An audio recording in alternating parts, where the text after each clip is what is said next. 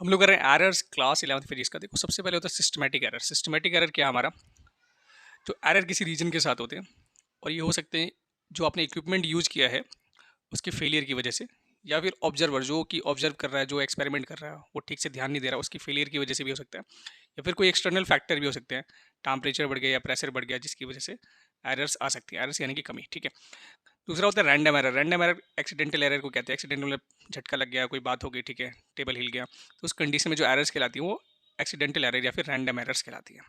तीसरा हमारे पास absolute error. Absolute error क्या होता है, ये डिफरेंस बिटवीन होता है एक्चुअल एरर और मेजर्ड वैल्यू का।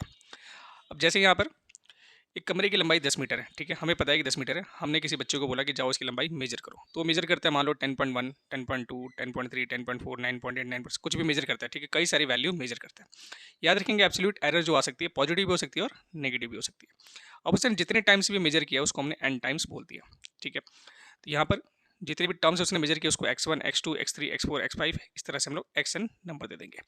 अब एवरेज या फिर मीन वैल्यू या फिर रियल वैल्यू तीनों एक ही हैं, निकालने के लिए क्या करना है, सारी वैल्यू का सम करना है और डिवाइड कर देना है जितने भी नंबर्स हैं। तो मान लीजिए आपने 4 बार मेजर किया है तो डिवाइड बाय 4 होगा और चारों नंबरों को ऐड करेंगे।